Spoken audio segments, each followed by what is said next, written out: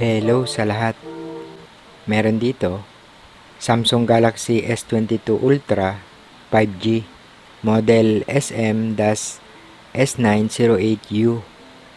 Ang issue o ang problema nito, no power. Bali ang history nito, sabi sa atin ng may-ari, nabasa daw ito o nahulog sa pool. Then bago ito dumating sa akin, naipatingin na daw nila ito. Then ang sabi daw ng isang tumingin, LCD replacement. Then yung isa naman ang sabi, mainboard replacement. So ngayon, susubukan ko kung ano yung magagawa ko rito. Una, kinabitan ko muna ito ng charger. Then makikita dyan na hindi lumabas yung charging logo. Then sa charging, 0 rate ito. O parang hindi nakakonect yung battery. Sunod, inopen ko muna ito para ma-check ko yung battery kung nakakonect pa.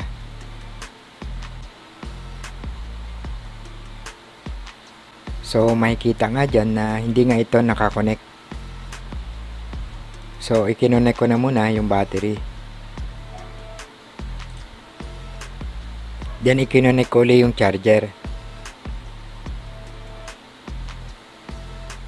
Then makikita dyan sa charging rate na 0 pa rin ito o wala pa rin pumapasok na supply.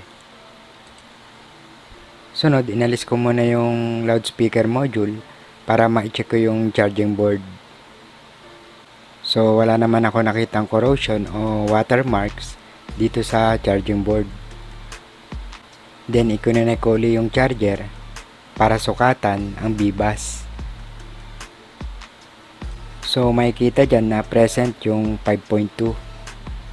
So ibig sabihin okay yung charging board.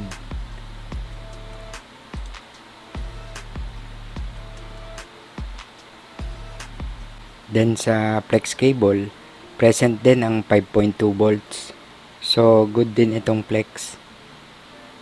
Check ko yung bibas sa mainboard at makikita dyan na wala itong shorted. Then i-connect ko na muna uli lahat para i-test.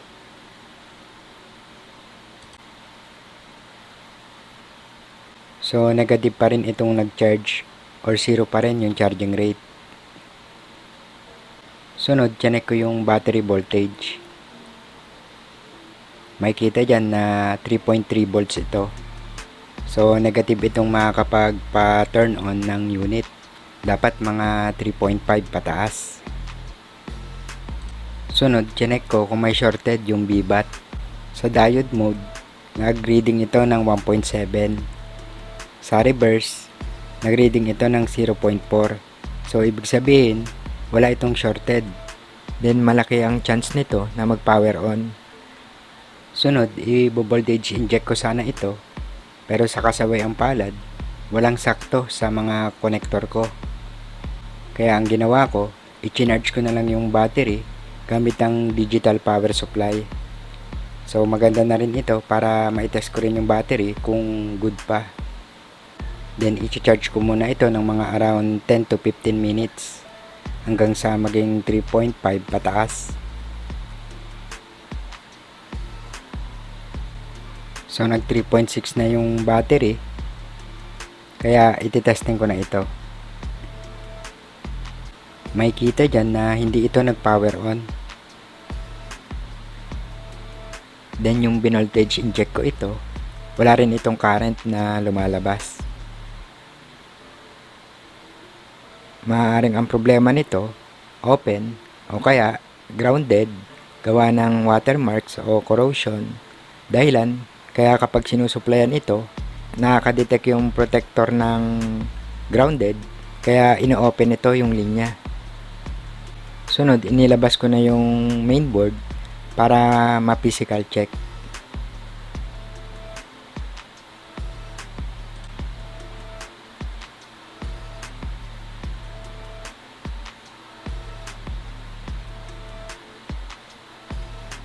Then dito sa mainboard, sa may, kung di ako nagkakamali, Bluetooth IC, mayroon itong mga corrosion o watermarks. Then sa ilang part ng mainboard, lalo na sa mga connector, Mayroon din akong nakitang mga pailan-ilan na watermarks.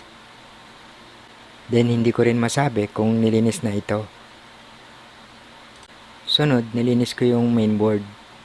Hindi ako gumamit ng thinner dahil kung halimbawang thinner na yung ginamit dyan at thinner din ang gagamitin ko, maaaring wala ring mangyari o hindi rin malinis. Kaya ang ginawa ko, ginamitan ko ito ng contact cleaner dahil merong kayang tanggalin ng contact cleaner na hindi kayang tanggalin ng lacquer thinner o thinner. Sunod, habang nakasalpak ang charger, i-check ko ang bibat. Makikita dyan na meron na itong 4.2. So, ibig sabihin, possible na goods na ito.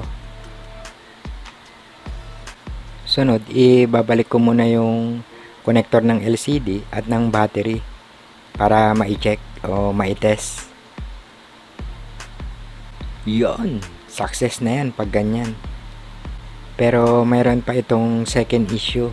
Bali, ang second issue nito, wala itong Bluetooth, walang Wi-Fi, at walang signal.